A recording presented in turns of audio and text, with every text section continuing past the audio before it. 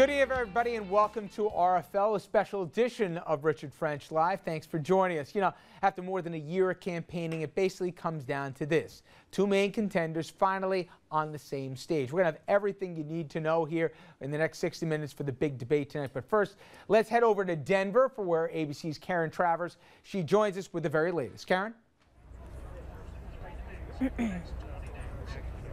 Good evening. Tonight's debate will focus on domestic policy with a heavy emphasis on the economy. Both candidates, one stage, 90 minutes. It's a high-stakes showdown. They've been throwing jabs for months, but tonight, President Obama and Mitt Romney finally step into the same ring.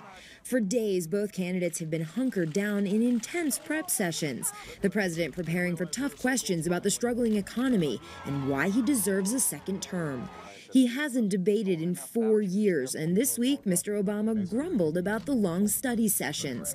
But analysts say the focus for the president isn't on his policy responses. I think the president's all about his mannerisms and his style at this point. I think he can't come across as irritable. He can't come across as impatient. With nearly 24 Republican primary debates, Romney's had much more recent practice. His campaign expects he'll be grilled about his leaked video comments about the 47%. Aides say he doesn't have to win Mr. Congeniality tonight, but he does need to connect with voters and show he understands their concerns.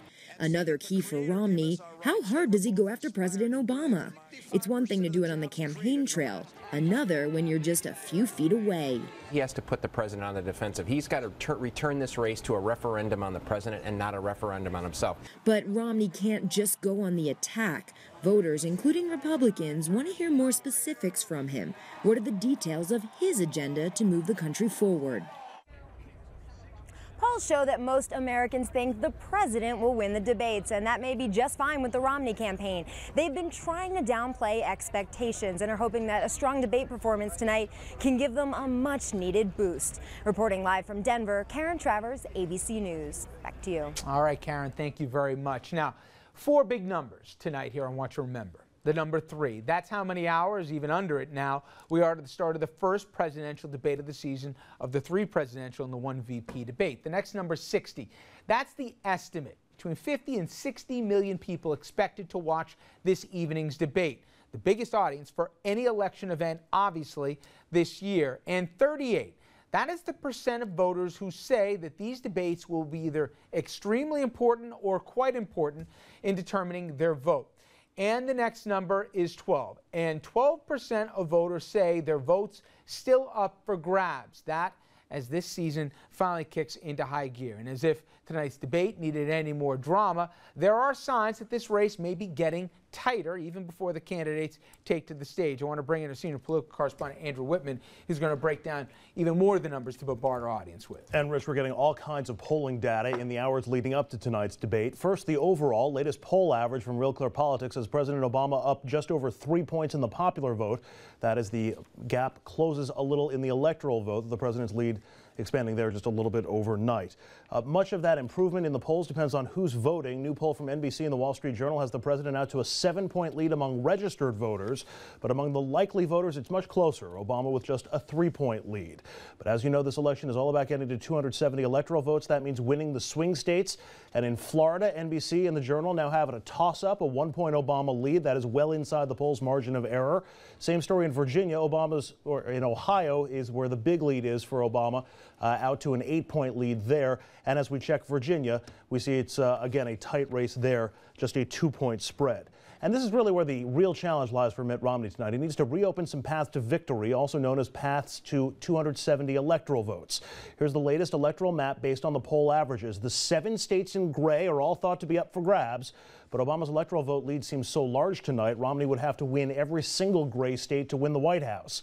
So the real goal for the team Romney tonight isn't to turn gray states red, it's to try to turn blue states gray, opening up a few more avenues to victory.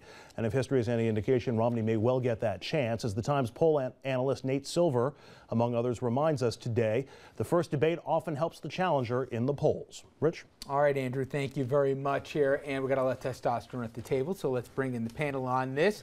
We got Dominic Carter, of course, political journalist, author, Tom Doherty, Republican strategist, former advisor to Governor George Pataki and a partner at Mercury, and we got to try and have him break out of his shell tonight. And Evan Stavisky, Democratic strategist, partner at the Parkside Group. Guys, thank you very much. All right, we're going to get into what we think they're going to say. We're already getting some excerpts here of what the bullet points that they're going to double down on tonight. But first, let's establish both stakes and state of the race. And Tom, Andrew went through the numbers. Generally accepted when you look at every poll here, at least right now, some of the swing states within the margin of error, some not. How important is it, especially for Team Romney tonight, that they come out with at least a draw? Oh, I think a draw doesn't work for him tonight. I think that all indications are, while the race is certainly a lot closer, as I've said for a long time, than some of the recent polls. I think the one state that continues to bother me as a Republican a lot is the state of Ohio. As Andrew pointed out, running the table in this business is a very, very difficult thing to do. Do I think Romney wins Florida? Yes. Do I think he wins Virginia? Yeah, I do.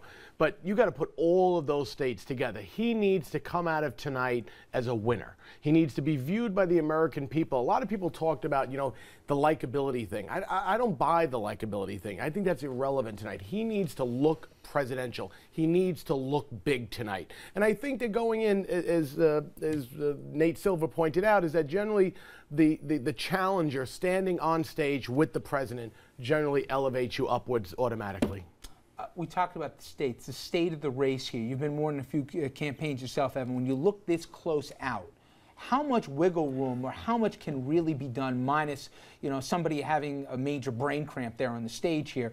How much, with the limited time that's left and the formulated opinions where you got a limited undecided voter electorate out there, how much can really be done in the time that's left between now and November? Well, a lot of it is just going to be perceptions. Tom's absolutely right. Nate Silver's absolutely right. When you put a challenger on stage, one-on-one with the President of the United States, that challenger standing does go up, just as a question of atmospherics. It helped Bill Clinton. It helped Ronald Reagan. It's something that's consistent. But in 50 years of televised presidential debates, there's very few complete meltdown moments. Richard Nixon needing a shave, Gerald Ford liberating Poland, and the list goes on. There's 4 or 5 others. But the real question is how much of it is going to be a bump after tonight and how much of it continues after the next couple. Because what you really don't have is a lot of undecided voters in this election. Most people are not only decided, but it's in fact their views on the race are actually changing the way they view everything else. Instead of people saying, are you better off than you are 4 years ago? People are actually starting to determine whether they're better off now than they were 4 years ago based on their political views. There's a lot of studies that say outlook on the economy is being driven. I want to get into on the messaging part in a little bit later, but Andrew, you showed us differences between in the numbers between the registered voters and the likely voters here.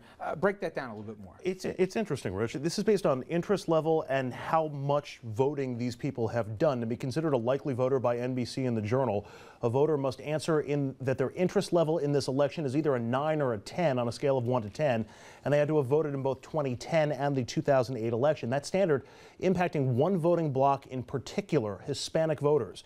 Today, the NBC Journal poll views 59% of Hispanic voters as likely voters. That's actually up 10 points in just the last month. But even with that increase, the number of likely Hispanic voters still down 17 points from the same time 4 years ago, from 76 to 59. That can be critical in this election because President Obama has a massive 50-point lead among all Hispanic voters. Rich, it seems Hispanic voters would vote for the president in droves if they turn out to the polls at all. So, Dominic, this comes down to what we thought it would. This is get out the vote. There's not nearly the enthusiasm level for this president as was when he was 4 years ago as a candidate.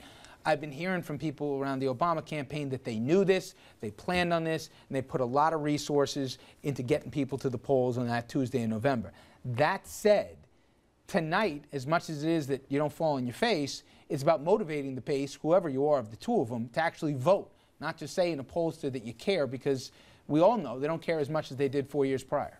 Well, I'm going to say something tonight, Richard, that I don't think any of us has been able to say for the last month. Well, that's because you're more brilliant than the four of us. Perhaps, yes. But that wasn't funny. No, it's okay. It was funny enough. But the last month and a half, and that is going into tonight's debate, I have a hunch that Mr. Romney finally has some momentum. he finally has some momentum. Being on the stage with the President of the United States is almost an equalizer, at least for tonight. That's before he opens his mouth. Now, he has a habit of putting his foot in his mouth, and so we'll see what he does tonight. But this thing, as I've been trying to say all along, this thing is far from over.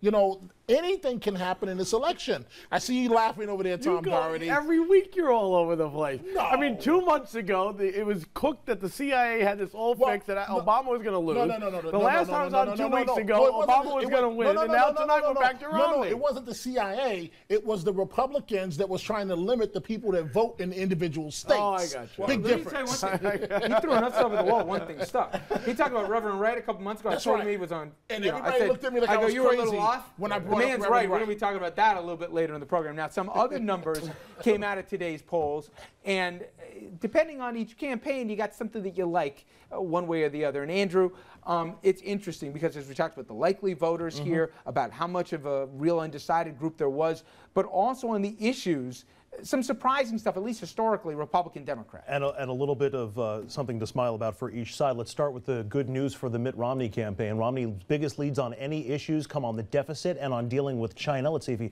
tries to exploit that tonight. Romney also with a slim lead on perhaps the single most important issue, handling the economy. As for President Obama, a big boost in the number of people who think the economy is improving. Also in voters who think that the economy will continue to improve over the next 12 months. Those are highs we haven't seen in some time. And also on people who say that the nation is headed in the right direction. He continues to lead on every other issue beyond those that we've already mentioned, Rich. Okay. Significance of those numbers, guys? Evan?